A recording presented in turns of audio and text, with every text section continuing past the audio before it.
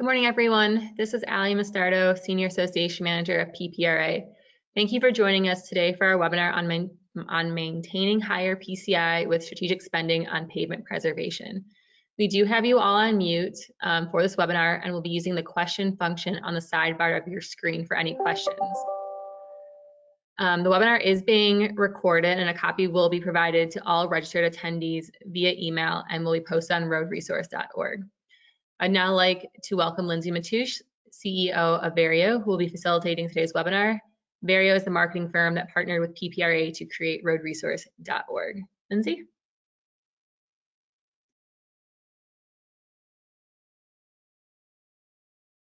Hey, Lindsay, you're on mute. Thank you for that. You would think I would be a pro by now. Good morning. We're excited to be with everyone and for another webinar in our series on how I built this, where we feature roadway managers, road owners who have made really strategic decisions that have changed the trajectory of their total network condition over time. Very excited to be introducing you to Robert French. Fresh off the presses, Robert French and the City of Elk Grove won the 2024 ISSA Agency Pavement Preservation and Sustainability Program Award, which is a really prestigious award given by ISSA, the International Slurry and Surfacing Association, to an agency that has demonstrated incredible progress in pavement preservation and sustainability. So get to hear from Robert. Robert is the operations supervisor for the City of Elk Grove, where he runs the pavement management and the capital maintenance programs. He began his career 35 years ago as a supervisor for a landscaping and engineering company. Then he worked as a consulting engineer with Willdan Engineering for almost a decade, where he did quite a bit of work inspecting and providing construction management services for a wide variety of public works projects, many of which through the streets department or having something to do with roads.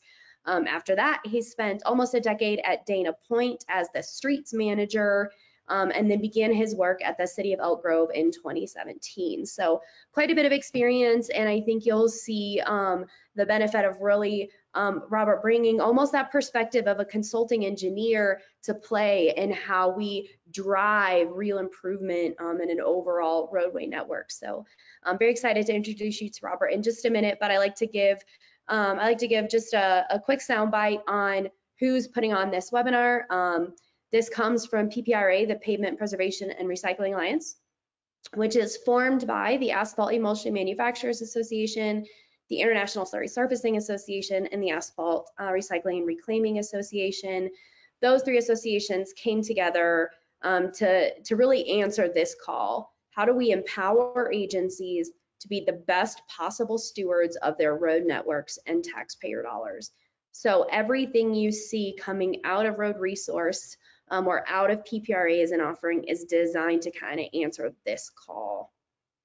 And this is the How I Built This Network webinar series. We talk to agencies around the country with different types, sizes of networks, different climates, who can do three things: who can demonstrate network level progress with overall pavement condition, who use a pretty robust treatment toolbox, and who have figured out how to stretch dollars as far as possible.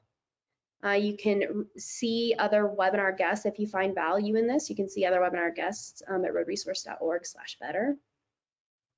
And when we started this project in 2015, we interviewed roadway managers, road owners all across North America to kind of find out who's doing it well, who's really taking the same amount of money and just stretching that money further and figuring out how to reverse the trend of a deteriorating network.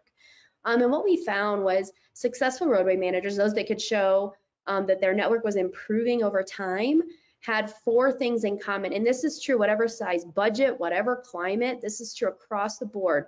Number one, they have a pretty big toolbox of treatments and they know when to use them. They think like the network. They're not just thinking, what am I doing with this road this year? They're thinking, how's the health of my network this year? And what do I need to do this year to see my network improve next year? They are really learning from the success and the innovation of other people in similar regions or similar climates. And they're in touch with the industry at large. They're attending the conferences. They're really trying to learn what's working out there and how do you have confidence in applying these treatments and knowing when to use what successfully.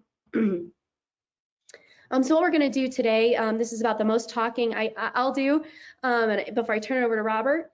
But Robert's going to share a little bit about Elk Grove, California, kind of a before and after. And then he's going to talk you through how he did it, how Elk Grove really dramatically improved their PCI in a very short period of time.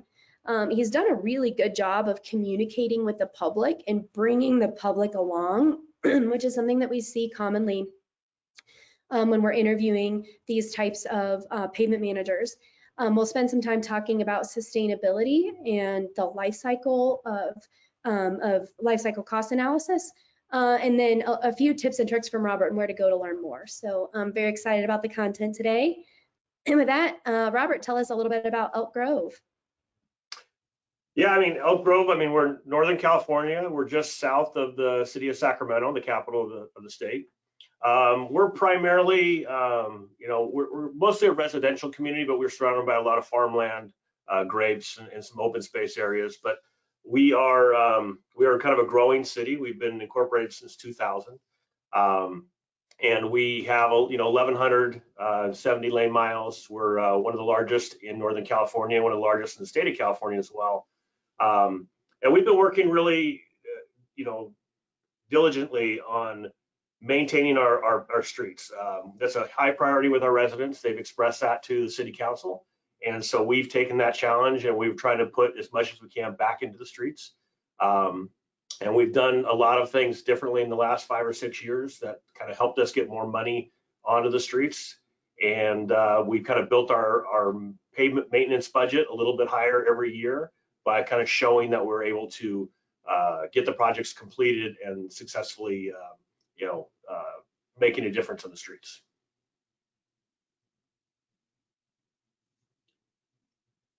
One thing that I think is interesting about Elk Grove is how rapidly it has grown.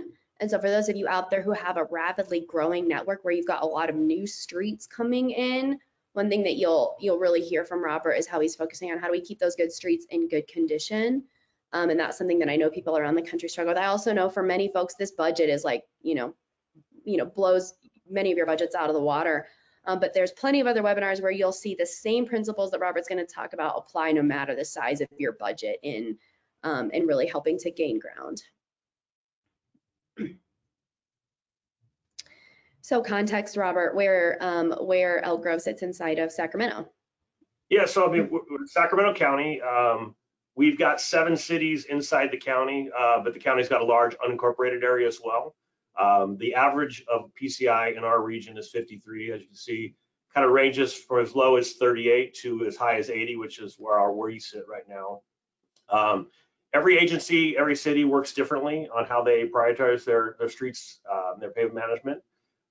We've kind of taken the lead as far as what we think is most important to do. So it's we do a lot of maintenance, we do a lot of preservation. We're trying to get away from doing the grind and overlays as much as possible so we can make the money go a little bit farther. Elk Grove is the second largest city by population in the county, right behind the city of Sacramento. We're approaching 180,000 people. I think Sacramento is about 550, 560, somewhere in there. So we are quite a bit smaller than Sacramento, but we are the second largest city in the region. So when you started at Elk Grove, it's kind of cool to be able to see in a short period of time how you've really grown the program. So tell us, you know, where you started, and then we'll take a look at some of the results. Yeah, when I started, my first interview with the director of public works was he wanted to build a system that was replicable like every year. So he wanted to make sure that we were on top of all of the different things that that need to happen to have a positive, you know, pavement management program. So some of the things that we really started off early on was getting our inspections done on a frequent basis, and we actually set a schedule. So before I got here and when I just started with the city, it was kind of haphazard where some of the pavement inspections were being done. And so we're looking at some of the records. Some streets hadn't been inspected for multiple years. Some streets are being inspected on an annual basis. So we weren't really getting a good picture of what the city's streets were at that time. So we developed a program where we do half our arterials and collectors every year and about a quarter of our residential streets every year. So we're trying to get out there as much as possible. And prior to me coming on, all of the inspections were done visually. So they were done by people walking the streets, getting out of their vehicles, and arterials and collectors that are busier, that's a really hard task to get in there with traffic and try to look at the streets. So we began a semi-automated process, which is we're driving the streets with the vehicle with the equipment to capture the distresses on the streets. So they're capturing the cracking, the rutting, the potholes, the overall condition of the streets. So we're using that method along with cross inspection with some in-field inspection. We double check those numbers to make sure they're coming in consistently. And so we've done that since about 2018, and we've been trying to stress the importance of having consistent pavement inspections so we can really understand how our numbers are moving or how they're not moving in certain areas. So we feel that if we're not inspecting frequently enough, when we do go out to do our inspections, we might be surprised that a street has deteriorated far worse than we thought it was going to be, or maybe a street's actually doing really well, even though our curve on our data is showing it should be much lower than it is. So I think it's just having that accurate information. It makes it a lot easier to kind of predict where our city's going.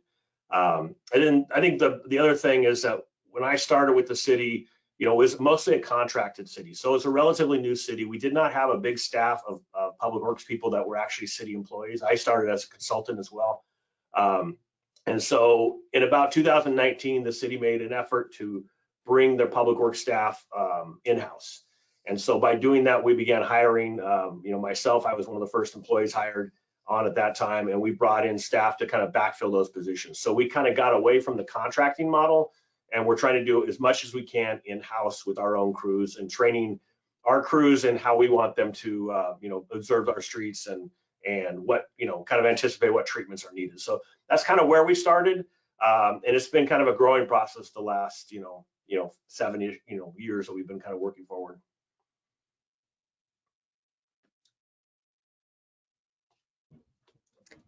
So this is sort of a look at progress over time. Yeah, I mean, it's really hard, I think, for looking back at the 2015 when we were at 68. I mean, we are still in really good shape in 2015. 68 is a great number, especially for our area. I think what it really shows in this is that the city's made a conscious effort to keep our streets improving, and we've been able to show City Council that we've been really effective in spending money.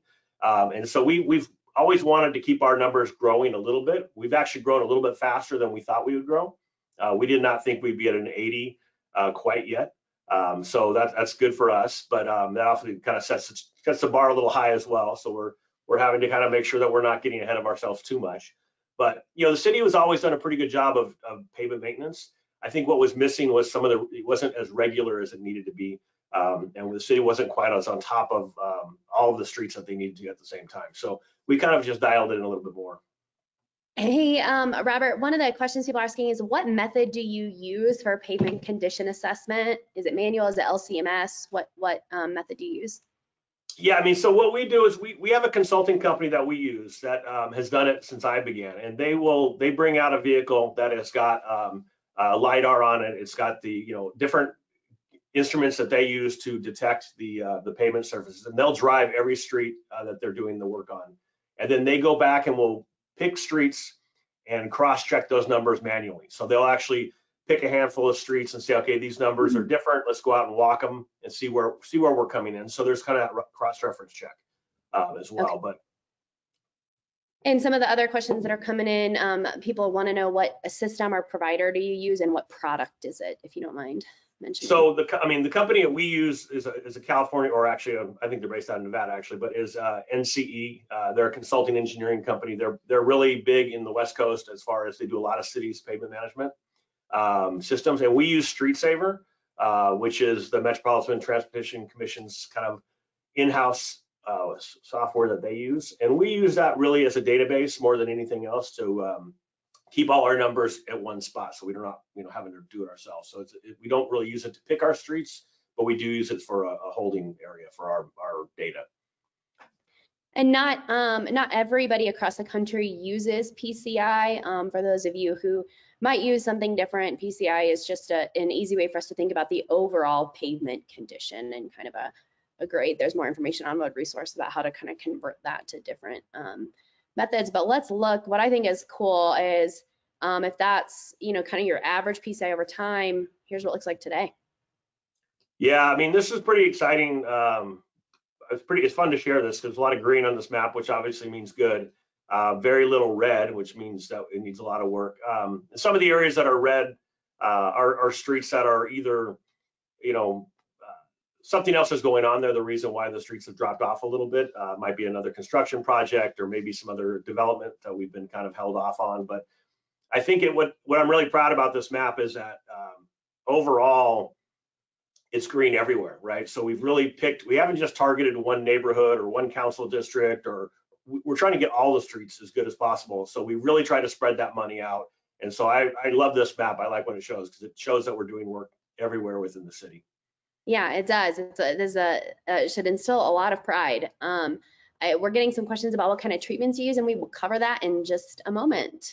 So if that's kind of a before and after, going from a 68 to an 80 in a relatively short period of time with a lot of green on that map, Robert, we always have people in this webinar who are kind of like you and have decent networks, and then people whose networks are failing and are looking for ways to like, gosh, how do I stretch dollars further? So we'll have you talk about how you did it. Yeah, kind of what we talked about a little bit already, but I created a plan, and I presented that to my boss. I presented that to the director of public works, and I said, this is what we want to do. This is what I'm proposing that we do. And we talked it out. We made a few changes, but we got a buy-in from everybody. So determining the PCI on a regular basis, so you can see there 25% of our residential streets are done annually. So it's done, we're not just picking a random 25, we're doing a quarter of the city. So every city is getting touched with the inspections once every 4 years. 50% of the arterials and collectors the same way. One thing that we've done, and I don't think anybody else in our region is doing it, is that we started an annual crack seal program. And this sounds a little bit like, oh, that's just a quick treatment. But what we've done is we figured out that we can do 1/7 of the city every year. We put out a pretty large contract, 11, 12 million square feet of crack seal. And we basically will, do those on an individual or kind of an isolated project. It's not associated with a treatment or an overlay or anything else. We're just saying that we're going to do 1/7 of the city, and we're starting year 6 right now. So we're getting to the point where we've crack sealed almost all of the city at least one time in 7 years. So that's good. And that really gets us out there looking at the streets. We have inspection crews with the contractor all the time. So they're able to see streets that are failing. They're able to see other things. It really puts eyes on our streets. So we're getting a lot more, on site doing that. I think it helps out a lot. Our decision tree, we're always making revisions to our decision tree. It's a really good baseline for what we want to do, but we're not beholden to it by any means. We're going to actually make our choices based on what the street's condition is. We've added a lot of Cape Seal treatments. Cape Seal was done intermittently through the city, but we found that the residents actually like it. It goes down a lot easier than some of the other applications, and we thought we'd get a lot of pushback, but we really haven't. And the Cape Seal treatment, I think, has really saved the city a lot of money on some of the streets, so we're starting to drop off a little bit more. On the specifications, we used to get a lot of complaints about slurry seal and microsurfacing, so we've really tried to rewrite those specifications to help eliminate those complaints. So we've adjusted the working hours, we've made the traffic control a little bit more stringent, and then something we do in-house is we do kind of a lessons learned on every project. So we will talk with myself, the people who help scope the project, our inspectors, find out what we could have done better, find out what we could change, and we're always trying to make every year a little bit better. Also, you know, our 5-year plan is available on the city's website, so any resident can come on and see if their street's on that 5-year plan, what year it's on. A lot of transparency. The city's very big on transparency, so we want to make sure that's out there. And I think the last thing that we did really that was huge for us was that we got rid of all of our consultant engineering staff and do everything as in-house. So I know it sounds like there's engineers, you know, consultants on house. They're like, hey, wait a minute, that's our job. But what we found is that we can do what we want to do on the streets if we're making all the decisions ourselves. So we're doing our own inspection, our own construction management, our own scoping. We're putting out the projects to bid. We're writing all the specs, and we're doing that with in-house staff. And that's saving quite a bit. That's saving about 18%. We went back into the project that we're not spending on other costs. Yep. And correct me if I'm wrong, Allie, but ISSA offers an inspector's training and certification program to make that easier. You have some really good questions coming in, Robert. We're gonna have 5 minutes at the end for Q&A. We may extend that a little bit. I'll continue to pipe them in as we go, but just know I'm keeping an eye on them. All right, so how do you pick streets? Well, I mean, you know, PCI for us is a big thing. So that's going to be our baseline. So we're going to look at all the streets and kind of arrange the PCI to see which ones are low, why they're low, see where those are going to make a difference. You know, for streets requiring, you know, more than a slurry seal, like I said, if we need to do some ADA improvements, we need to budget for that in advance. Obviously, ADA is a big cost for a project, and it's hard to do simultaneously. So we try to get all that ADA work done separately. Another thing we've done is we've divided the city into a lot of little subzones. We actually have, we just upped it a little bit ago, but it's like we're about 113 subzones. And by being able to concentrate on one subzone, we're able to really make sure that we're hitting all those streets and we're not bothering those residents by going and doing one street every other year. We're just trying to get them all done at one time. And then our scope, you know, we're trying to review what we're doing versus, you know, what other city maybe have a CIP project. If there's a utility conflict, we may have to arrange our street list based on not to avoid a conflict with another agency or another project. And then, you know, on our annual projects, we want to do residential, collector, and arterial streets. So we want to make sure that we're spending a little money on each one of those segments and not just concentrating on one or the other. And so that's always a challenge. I mean, arterial streets are a lot more expensive to work on, so we kind of have to weigh that a little bit. But, you know, I will just say, and it doesn't really say this on the slide too much, but we pick our streets by actually looking at them. You have to go out in the field. You have to really know what your streets look like. And if you're just basing it on somebody else's recommendations, I think you're missing a lot. I think it's really important to get out there and see those streets. This was a question that actually that came in also is how do you deal with ADA?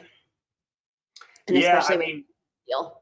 Yeah, I mean, you know, people, you know, slurry seal doesn't trigger ADA. You know, like I said, you can't just keep slurry seal on the street. At some point, you have to do something else. So we set a goal a couple of years ago to do. We're putting about $1 million a year plus into ADA improvements. We usually have 2 projects that go on. Last year, I think we did 150 or 160 ramps last year.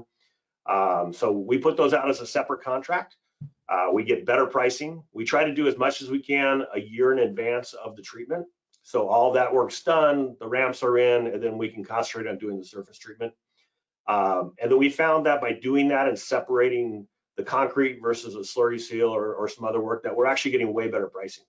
We're competing with who's going to be the prime contractor. If there's a lot of concrete work or a lot of slurry work, it's kind of a competition there. So by doing the 2 different projects, we're getting contractors who really specialize in their field. And again, you know, having a larger project lowers the overall cost of the ramp installation, which can be really expensive. I mean, we were upwards of $14,000 to $15,000 a ramp not that long ago. We've got it down to closer to like 10 to 11 on a ramp. So we saved quite a bit of money by kind of going that route. And for our Canadian friends on the call, what does ADA stand for? Say it again. For our Canadian friends on the call, they're asking what does ADA stand for? Oh, American Disabilities Act. So it's a requirement that anytime a city does an upgrade on a street, you have to make all the ADA improvements, all the accessibility improvements, whether it's crosswalks, push buttons, handicap ramps. things like that, all have to get improved to the current standard as part of any kind of a street upgrade or any building upgrade or anything else as well. So here's a look at the next 5 years. Yeah, so I mean, you can see we've got council districts listed on there, or 4 council districts. We've got, this map is currently being updated. This map's a little bit older than what we have right now, but it's broken down, obviously color coded by year. We don't go into treatments on this map because the map is created so much in advance that the treatments might change quite a bit by the time we get to the 5th year. But this kind of highlights by color. You can kind of see how we work around the city. So this last year, in 23, we just did all the purple streets there, and you kind of see we're spread out from the north to the south end of the city, and then quite a bit right in the center of the city as well. But this is a good way. The city council likes to see this map because they can kind of see how the money's being spent. They can kind of see that it's not concentrated in one area or another. Some of the big areas that don't have any color on them are just open space areas or really newly constructed tracks. So there's just really no reason to be out there. The southern part of the city, which is District 4, a lot of that area is not even developed yet. There's brand new tracks that are going to be going down there, but it's not officially a city track for us to take care of yet. And this is on Elk Grove's website. So if people want to know when their road's gonna get treated, it's great to be able to get in there and sort of see, oh, okay, I'm coming in 3 years or 2 years. Yeah, we have the map 2 different ways. We have this map, which is a PDF, then we also have a GIS map where they can actually type in their street and it'll pop right up, give a little bit more information than this map gives. Current goals. Yeah, so I mean, our current goals, we had a goal to hit 80. Like I said, we hit that a little bit sooner than we thought. We just hit 80 in December when we did our last update, which is great. So we're really happy about that. But 80 was a good number that we thought would be achievable for us, and we thought that would be something we could sustain at our current budget pretty well as well. So that was an important goal, and again, we didn't want to promise something that we can't deliver, but we thought 80 was a really strong number that we could work with. One of our goals that we set was to touch every street on a 7-year cycle, and that ties back into the crack sealing. But some of our areas we're actually getting on maybe a 7 to 10 year on our surface treatments as well. So we are trying to see every street on a 7-year cycle, so we're not missing anything. One of the things we've expressed to City Council, and they've kind of helped us with this as well as far as funding, but we want to minimize our backlog of maintenance. So anything that we're deferring because we don't have enough funds to, we want to keep that number as low as possible. And so by going back to City Council, going back to the budget process, asking for more money, explaining why we want to spend that money in a certain way, keeping that backlog low is really benefits the city long-term and long-term budgeting. So that was really important to us. Again, keeping up with our PCI inspection process, that is definitely important to us. We're trying really hard to incorporate more arterials into our annual maintenance. That's probably our weakest spot because of the cost and the involvement there, but we are trying to work really diligently about bringing in more arterials to our programs. And then last time, we're trying to get farther ahead on our ADA ramps more than just a year in advance. We're trying to get it multiple years in advance on our ADA ramps. So that is a big deal for us because that really slows up the process when we want to add a street and we have ramps to improve. So that's a big deal for us to kind of keep up on as well. And just quickly, does your 7-year cycle only include preventative maintenance, or does this include reconstruction of streets as well? I mean, the 7-year cycle is by touching it, I mean that we're physically doing something on that street. So the crack seal, we crack seal all of the streets. So that's going to take care of that 7-year cycle. But we're trying to, by saying that we're on a street every 7 years, I think it's giving us that information that if we need to do something more on that street, is getting our eyes on that street. We're letting the residents know that we're not missing their street. We can kind of show how we're working through that cycle. So that's kind of important for us to be able to get to every street in some way or shape or form every 7 years. Yep, cool. Lots of questions have come in about the treatment toolbox. So here it is. Yeah, I mean, so crack seal, crack seal, we'll talk about that a little bit later, I think, in this presentation, but, crack seal, 3 to 7 year lifespan. I mean, it'd be great to say you got 7 years all the time, but, some streets, cracks are really moving a lot. The the conditions aren't as good for crack sealing. So 3 to 7 year lifespan, I think that's pretty you know, honest with what crack seal can provide you. Slurry seal, although I think I just noticed we have a typo. Slurry seal, 5 to 7 year lifespan. That is, you know, I think that's with the industry standard. Microsurfacing a little bit longer, maybe 6 to 8 years, and cave seal 8 to 10. Those 4 areas are what we do on a regular basis. We're doing those 4 every single year. Like I said, we're incorporating way more cave seal than we did in the past.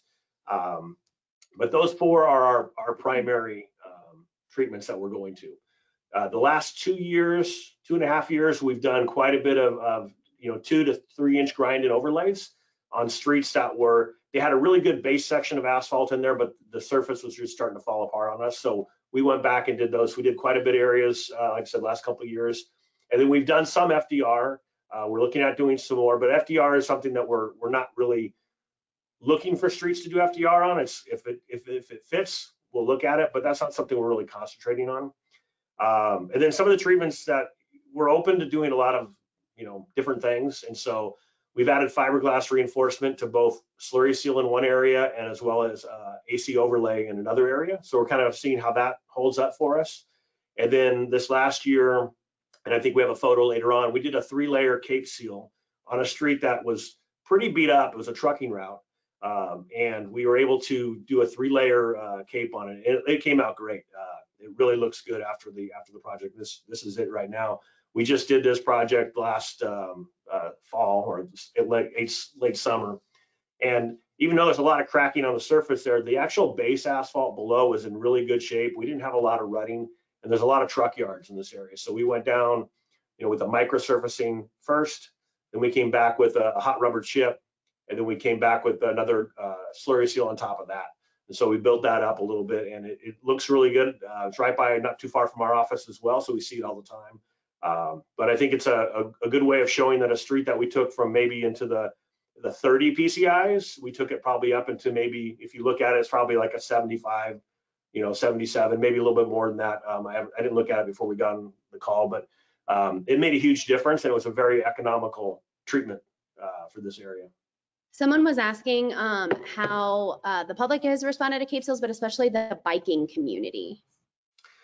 So, I mean, the cape seals, you know, we don't really get a lot of adversarial, you know, about the actual final product. When you put down the chip, the first part of it, you get a lot of rock that just can float around and gets kicked up. And so you have to make a really good effort to get that swept up and get it cleaned and keep the residents knowing what the schedule is, so they don't think that's the final product.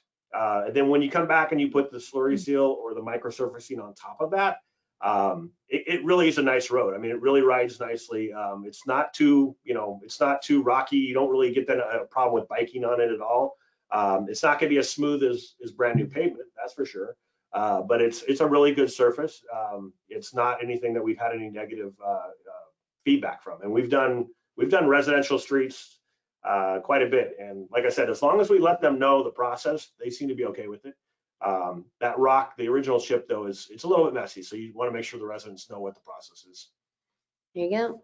Okay, we'll move along kind of quickly, Robert, to make up some time, but appetite for new treatments. This is something I get to do a lot of these interviews, and this is something I've seen in every single pavement manager without exception that has gained ground on a network or shows that their network is improving. They have a pretty healthy appetite to try new things and a pretty robust treatment toolbox. Yeah, I mean, we like we mentioned the fiberglass, something we've done as a trial to see how it works. We've done some what was called a cool seal. So it's I don't know how nationwide it's available, but it's kind of a gray slurry seal that goes down mainly for parking lots and trails. But we did it as a kind of an environmental look at it, and we've noticed that the same area side by side, there was a 20-degree difference in the surface temperature of those streets using this cool seal product. So that was kind of a big deal on our trails. Some of our trails that don't have a lot of shade on them. But there's also challenges. I mean, you know, sometimes material availability is tough. The contractors haven't used the material. They don't know where to get it. They're resistant to change. So you have to kind of walk through those areas. So when you are doing something on the newer side, I think it's important to kind of keep it small And so you have a good knowledge of what you're doing out there. You can kind of work with the contractor. We've done a couple projects where we've added it as a change order on the existing project. That way we weren't having to worry about putting a whole new spec together to take and count this new product. And so we, we just asked the contractor for a price to add this to their current contract. And that way we can kind of play around with a treatment without being, beholden to the whole city that way. We can kind of look at those areas. And then we talk to agencies, we talk to other cities, we find out what they're doing, if they've gotten positive feedback or negative feedback on some treatment. So we've done a couple crack seal areas. We had a supplier come out and demo a different crack seal for us, demo a different fog seal for us. So we're looking at those products as possibly incorporating those into our arsenal for the coming years. Fantastic. And this, I think you kind of hinted at this, but maybe very quickly just hit how important this piece of things is. When one of the things that I get to see a lot in my seat is kind of the skepticism sometimes of contractors, and are they selling me something, or can I trust that? But the agencies that are really trying new treatments, that aren't afraid to try new treatments, that are expanding their toolbox, tend to have really healthy partnerships with contractors. So maybe quickly hit this, and then we'll move on. Yeah, exactly. I mean, I think that coming from a contractor side at one point in my career, but it's really important. The contractors are the experts in most cases. I mean, we can, as a city, we could say we're the expert because we're the city, but the reality is the contractors know the materials, they know the products, they know the methodology. So having a good relationship with a contractor is important. Having good relations with multiple contractors, for different things is important, because you're going to get good pricing. They're going to feel like they have a good relationship when they're bidding, and they're not going to feel like it's an adversarial relationship. They're not going to worry about how they're going to be treated by a city or by an agency. And when a contractor is worried about those things, they're not going to be as competitive in their pricing. If they're worried about how the inspectors are going to handle it, how things are going to happen. So having that dialogue about what we're doing, what our goals are, we want contractors to make money. We don't want contractors to lose money, but we want a good job as well. So going to that with this understanding that the contractors need to make money, the city wants a good project, the residents want to make sure the money's spent wisely. Having that relationship is everything. And I think if you're too adversarial with your contractors for no reason, then I think you need to kind of step back a little bit. I think it's really important. There's a lot of bullet points on here, but I think it's just overall you need to make sure that you've got a good line of communication with your contractors. And then this has been kind of another really important part of how you have made change. Yeah, so I mean, when we took on this, when we took on all this stuff, when I became a city employee, I was allowed to kind of build my own staff, right? I hired my own people. I hired a lot of younger people. One of our guys who's now a PE with the city, he came in as an intern, and he's now my construction manager on all my projects. And we've just go out there and we walk the streets. We talk about what the repair would look like, what the treatment would look like, and training people in-house. You got all these experts now that can go out there and answer a question. They're all gonna say the same thing because they all kind of learn together. And I think it's so important to have a really good amount of really good staff that's able to look after each other. And teamwork, and they own the ownership of a project. If they're designing the project, bidding the project, inspecting the project, they've got that ownership. They want to have a final project they can be proud about. And I think having that in-house is so important. I think it's probably one of the key things. And then I let my guys, like I said, make a mistake. That's fine, but make a decision, right? Have a reason why you made that decision. And if it's not quite the right decision, we'll fix it later on. We'll make those corrections. But that builds a stronger team. If they're allowed to go out there and do what they think's best for a certain street, I think overall you're going to win that more than you're going to lose that. You bet. So the other thing that Elk Grove has done really well is keep the public apprised. And when we interview agencies, we hear all of the time how much complaints from the public or changing winds from city council or elected officials can be some of the most frustrating things that they deal with in trying to make great decisions about their annual treatment plan. And so what I think we've seen again is with agencies who can tell a story like Robert, most of them are getting ahead of that communication with the public. And I'm just going to hit this quickly, Robert, but So much of it for the guys at Elk Grove is about transparency. They have that 5-year plan published online. They have that PCI map published online. And those things let residents know, hey, we're not hiding anything. And we're ahead of time communicating, here's when we're going to treat your roads, so you know all about that. And they talk about the different types of treatment. Several of you have asked questions in the comments about how do residents respond to this, or how do you communicate that? So I'll show you one in just a moment that is an example of how they're really helping residents, and I would imagine also electeds understand why we're doing what on the roads. So this is a crack sealing video. They have 5 more coming, but I wanted you to kind of see how it's a great blend of technical. What are those black snakes on my road? Well, maybe you don't like them, how they look initially, but let me show you what they're saving you from a taxpayer dollar perspective and why they're so important. So check this out. City of Elk Grove Public Works Department uses many pavement treatment options to maintain and extend the life of our city streets. Crack sealing is one of many pavement treatment methods. It's an inexpensive and effective way to ensure our roads remain safe for residents and travelers. Over time, it's normal for roads to crack from traffic, temperature changes, and most critically, water. Water can get under the top layer of pavement through untreated cracks, causing potholes, base failures, and other conditions that lead to costly repairs.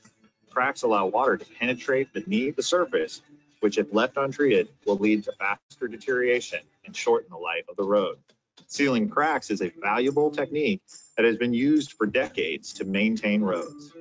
The application can extend the life of pavement up to 7 years and is one of the most cost-effective treatments used to keep a good road in good driving condition. Cracks left untreated lead to costly repairs like base failures, which can cost as much as $40 a square foot, versus crack sealing, which costs significantly less, roughly 4 cents a square foot. All right, I won't. You can see the rest of that video on their website if you want, but thought it was neat to see an agency getting so far ahead of this type of communication and helping residents understand the value. On roadresource.org, and we're going to shift gears and take you to some things that you can try to apply some of these concepts for your own agency, but there are a suite of free communication tools to help the public honestly understand and to help your agencies get some credit for some of the incredible decisions that you're making on your roads and for the impact of recycling and preservation treatments on taxpayer dollars, on sustainability. So these are yard signs that say keeping vehicles on the road and pavement out of landfills. This is for asphalt recycling, glass, plastic, asphalt. Yes, roads can be recycled. Extending the life of our roads and every dollar spent. So these are yard signs. You can download the art. Road Resource doesn't need any credit. You can send it to your agency's website here. Door hangers that say the same thing. Here's a sample press release, some social media posts. There's all kinds of things to make it easy for you to communicate this stuff to the public. And Robert, you do have a compliment in the comments about how great that video was. Good. Sustainability, environment, and life cycle costs. We'll talk briefly about this. For most folks we talk to, sustainability is a hot topic and getting hotter depending on what part of the country you're in, but certainly out in California we see that being the case. So maybe quickly cover, Robert, why this is such a big deal for Elk Grove. Yeah, I mean, sustainability overall it's a key issue for the city globally for everything that we're doing. I think that, you know, we have this on our website. We have our climate action plan on the website. It's going to, from 2019, it's in the process of being updated. And so, you know, pavement is one thing that is looked at as, okay, how can we make that more sustainable? And, you know, looking at recycling, looking at the difference between trucking costs and all those things that kind of come into play. I think pavement maintenance is one of those items that really can help a city show that they're being responsible and more sustainable by getting on a street and maintaining it more frequently, especially when it's even a newer street, right? And I think that's the key, is starting earlier and not waiting until the streets are starting to fail the most. But, you know, reducing greenhouse gas and emissions, reducing waste, those are two things that are really easy to do with a good pavement maintenance plan. If you're doing a lot of reactionary, you know, you're doing a lot more trucking, you're doing a lot more mining, you're bringing in materials from a farther distance. So I think it's important to show the electeds that by getting on a street earlier, you're actually saving the city a lot in the cost, but you're also being a much more sustainable, a much more green-friendly city. And the sustainability calculator is a great way to kind of demonstrate that to the electeds. So I will show you the sustainability calculator. This is one of those things that you can try at home. This is on roadresource.org. If you aren't already using that site, it's a great site. It's totally free. It was built by the industry just to make it easier for agencies to make some of these changes and some of these decisions. So I will take you to the sustainability calculator. It can be found. Welcome to roadresource.org if you haven't been here.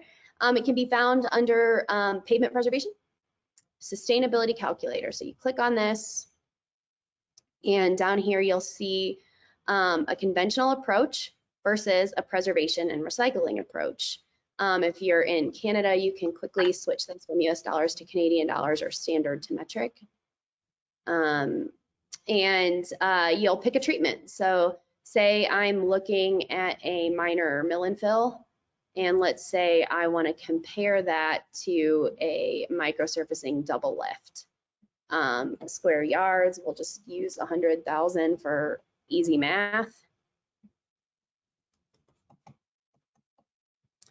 And what that shows you is the total cost over here is 980,000. Here it's 392. So by doing a double lift instead of a minor mill and fill on 100,000 square yards of pavement, I'm saving almost $600,000, which is 60%, and I'm reducing greenhouse gas emissions by 92%, which is the green equivalent of removing 103 passenger vehicles from US roadways for a year. This is an EPA calculator that we've integrated. A couple things to highlight. So this is an average unit cost from a survey we did several years ago across the country, which means that inherently it's not relevant to you because your cost will be higher or lower than that almost certainly. Life extension data is the average based on what we could find with either AASHTO standards or research. We've kind of taken an average here. A lot of agencies we see are getting more life out of these treatments than we're saying, and that will change how you assess what you're putting in your treatment plan. So really knowing what you get in your area matters. You can change these directly here. So if mill and fill costs you $10, you can change it right there. And if you get 12 years out of that, you can change it here. The other thing that we encourage everyone to do is to log in. If you log in and create a profile, it will allow you to go treatment by treatment and put in the life extension you assign to that treatment, the cost you get for that treatment, and add new treatments that might not be represented on here. Then when you're logged in, no one sees the data but you. And then when you're logged in, it will automatically populate all the calculators with the costs that are relevant from your network. So I'm going to go back and let Robert show in actual, like this kind of calculator in use for his network. So you want to talk us through this example, Robert? Yeah, for sure. So I mean, what I did, this one, it kind of cut off on the little bit here, but on the bottom, I think. But in general, I took a track that we were given, you know, a new track of that was the city, like a brand new development, basically. And it was about 20,000 square yards. And so I kind of looked at like the conventional approach, which would be if we let the street just kind of deteriorate over time and don't really do any maintenance on it. And we came back in and did a minor mill and fill to kind of rejuvenate it, right? Our costs, this includes all of our costs, you know, it's about $23, which will give us about a 15-year life extension. And that's but we're gonna be waiting a little while. But if we go for the slurry seal and try to do a slurry seal on a more frequent basis, so on a 7-year cycle, our unit cost is closer to $3. And you can see the difference is, you know, from 460 to 60,000. So even if we're doing 2 slurry seals in that 15-year period of time, we're still only looking at 120, 130, maybe 150 with inflation costs. But it's a really quick way to show somebody the difference of how you're going to approach your treatments. And I think for like our city, who doesn't care about necessarily what we're doing on the treatment, but when we can show them we're saving this much money and we're also reducing greenhouse gases, that's a key point for them. So they can kind of glob onto the $400,000 in savings and the greenhouse emission savings They don't really care what treatment we're doing, how to get there, but they see those numbers, and that's a really big selling point for sustainable maintenance treatments. And so that's what I use this as kind of a quick demo. And this isn't necessarily to say that, that a slurry seal will accomplish all the things that a minor mill and fill will accomplish, but it is a way to kind of directly compare the sustainability and cost impact of this treatment. And one of the cool things that Robert's done, I thought there's a neat way to use the site, and I haven't actually seen a lot of people combining those two calculators, but it makes so much sense, is looking at, okay, well, what does that do over time? So I'm going to let Robert talk through this example after I take you to the website, because, again, what Robert's not saying is minor mill and fill and slurry accomplish the exact same things. But what we're interested in is not just what do I do with my road right now, but how do I approach that road over the life of the road? And what if I expected that road to last 50 years or more without having to just let it fail every 15 years or 12 years or whatever it is and redo that road? Is there a better way to maintain my network with better serviceability, better rideability, smoother conditions with less complaints, and also saving significant amounts of money? So the life cycle cost calculator lets you do that. Again, under network optimization, you can see life cycle cost, about the calculator and the tutorial. Most of these concepts have all three of those things for you. So if you go to the about page, it'll take you right here, and you can sort of see this is a basic principle, right? If I just mill and fill my road every 11, 12 years, 15 years, whatever's kind of normal in your area, that's going to cost me $205 million over 50 years. If I instead keep that road good and insert several treatments over the life of the road, A, it's above this mythical complaint line, and B, it's just a lot more efficient. So this is, this saves $126 million over the course of 50 years. If you're struggling to get elected officials on board with this concept, this is a great thing that anybody kind of understands. We know a lot of you guys aren't starting with your road in perfect condition, so you can see here, well, what happens if that road, I really let that road deteriorate and I've got to get it good and keep it good. Well, this shows you're still saving $81 million over those 50 years. So it's a great tool to play with. Here's what it looks like in action. I'll just quickly demo it, and then I'll answer your question about where we get that data from. So here you can put in inflation, which I think because of what's happening with inflation, that even more forces an important conversation around life cycle cost. Interest rate, you'll put in your paved area here. And then you'll hear on the conventional plan, you'll say, okay, well, what happens if in year 1 or year 0, I do a major mill and fill? And let's say I do that again at year 15. And you'll see how, and then, maybe again at year 30, do a major mill and fill, and you'll see how that adds up. Your total life cycle cost over those essentially 45 years is $7.5 million with $75 per square yard. And then over here, you can say, okay, well, what happens if in year 1, I fog seal the road to keep it in good shape? And then let's say year 4, I crack seal that road. And then let's say year 7, I do a microsurfacing treatment on that road. You can sort of see, and I won't fill all of this out for the sake of time. We do have videos. This video tutorial up here will show you how to do that. And there's some examples of how different agencies have used this in real life. But let me take you back to Robert to show you exactly how he's used it. Yeah, I mean, so I took the same, I based mine on 20,000 square yards, and this is a kind of a track, and this is the real track area that we looked at.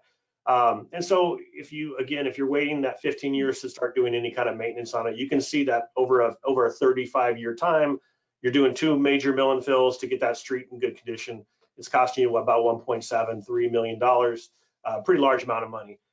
If you start at year 5, and the way we do it, we don't do too many fog seals like Lindsay just mentioned, but we do, our crack seals, our slurry seals, our crack seals, and you kind of work through that. You get up to year 34 with all those maintenance treatments. you know, the cost difference to getting to year 34, year 35, however you want to look at it, is significant. I mean, it's 1.7 million versus 658,000 or so. So it's a huge difference in cost. Yeah, maybe the road's not going to last all 35 years without doing something on there, but I think if you're starting on a newer road or a road that's been resurfaced, you're going to get a lot more life out of your road than that 15 or 16 or 18, 20 years if you start doing your maintenance earlier. So you take that into account. But I think what's really telling about this is that if you look at the example on the conventional side, to do that mill and fill in this scenario, you're asking the city council to give you well over $850,000 to do that area. If you do this maintenance treatment over this lifespan of this 34 years, you're really only asking for about $20,000 a year.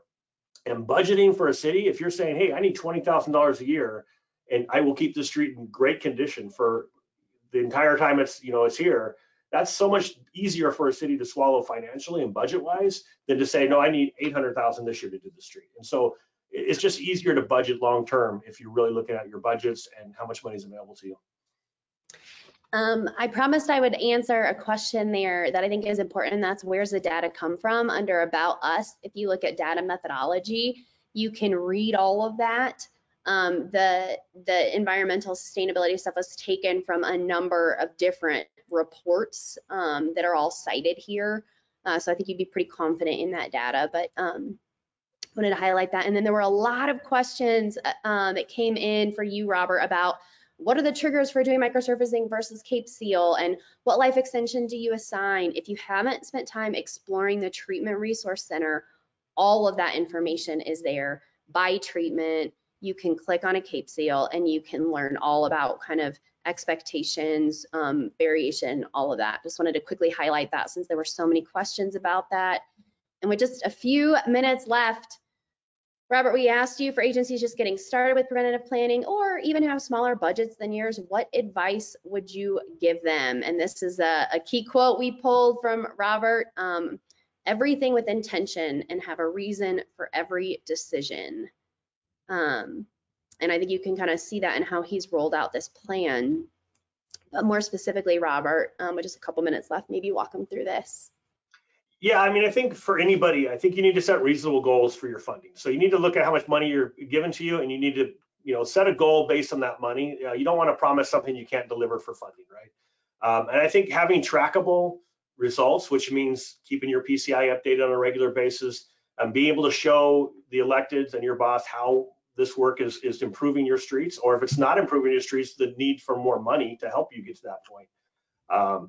Making sure your staff and this goes to all of staff, not just your direct employees, but staff and the public, what you're doing out there, so they can understand that and they can answer those questions as well. PCI, we had mentioned that already.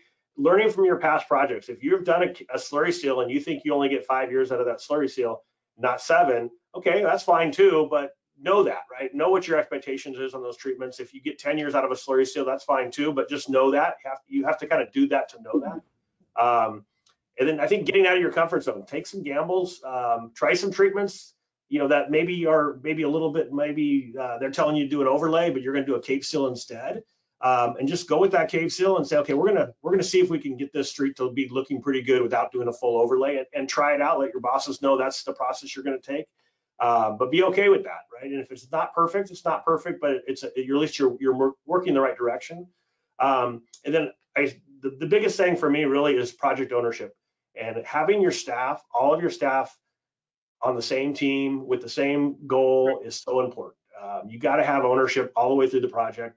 You got to have your staff feeling good about what you're doing out there. And I think that makes a world of difference. It does. I'm going to preview a couple places people can go to learn more. But then we'll come back and we'll give Robert another 5 or 10 minutes to answer questions, because there's some really good questions in the chat. I want to see if we can get through some of those.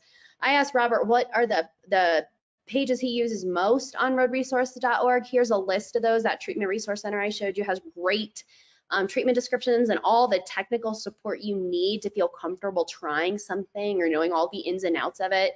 We showed you the sustainability calculator. That's a great tool for comparing costs, even just thinking about, obviously put your own costs in there, but thinking about kind of treatments relative to others and life cycle are biggies he uses.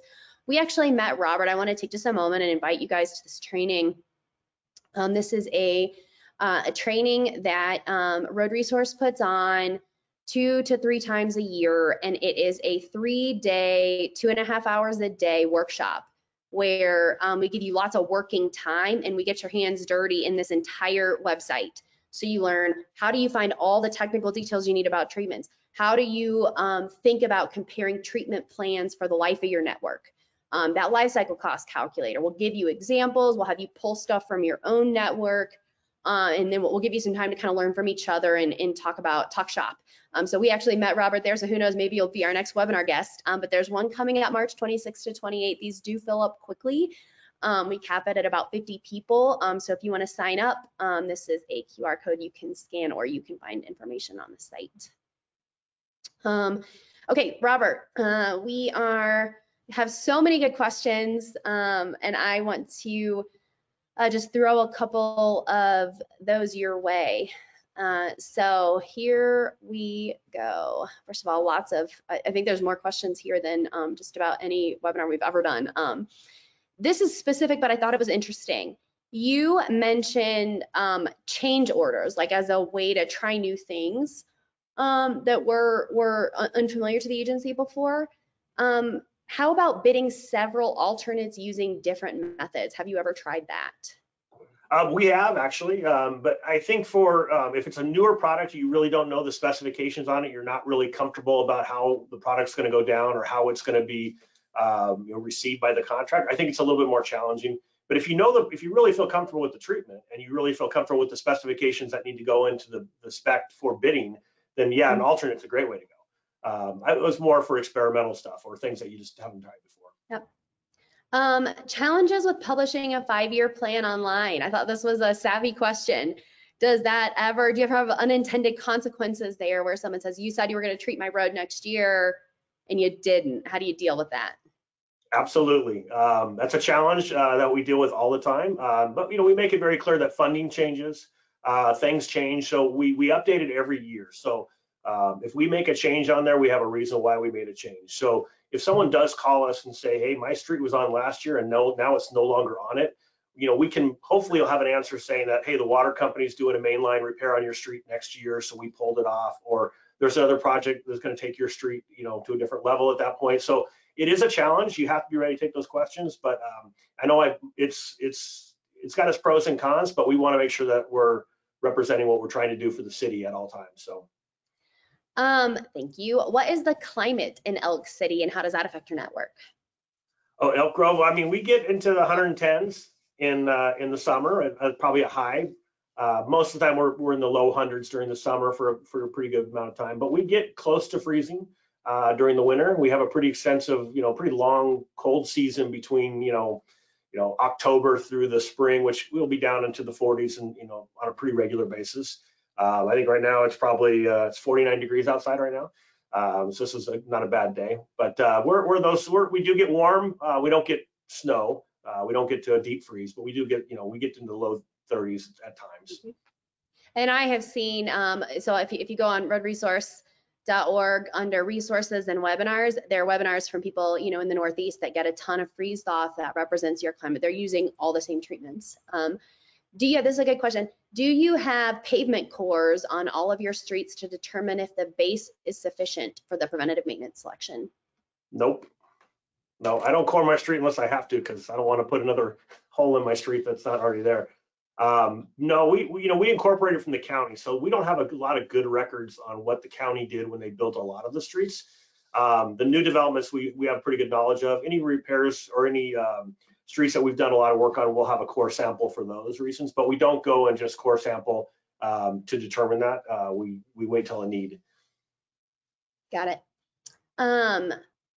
This is a very complex question, which is part of why I took people to the Treatment Resource Center, so you guys can kind of learn all of that on your own. But maybe just quickly, Robert, what are the different triggers for slurry versus micro versus CAPE? So our decision tree, is going to go by what the PCI is going to be the initial trigger. So, something that's in the higher PCIs, but maybe like in a 65 to 75, somewhere in there, a slurry seal is perfectly fine. What the difference between slurry seal and microsurfacing for us is that microsurfacing triggers our handicap replacements. So I would rather do microsurfacing everywhere. It's really the same cost as slurry. It's a little bit more durable, but I do need to do ADA improvements. So I've got to weigh that pros and cons that way. Cape seal, you know, it's a little bit about feel and what the streets uses. But if you're getting to a point where you've got a lot of, you know, weathering, you've got a lot of raveling, you've got the surface is starting to break down a little bit, but you don't have a lot of rutting, you don't have a lot of huge, deep, you know, failures. Cape seal is really good at kind of reestablishing that surface for, you know, a vehicle surface driving on there. So it's a lot about feel, but the decision tree, where the PCI is kind of the starting point for us. And then, you know, again, like I said, ADA improvements are a big deal as well. So we have to take that into account. How is the PCI calculated after construction? Does each treatment option have a set value of increase? And how soon is a street evaluated after construction?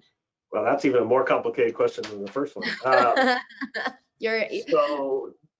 you know, a brand new street, like a from scratch street, is going to start at 100, right? It's perfect condition.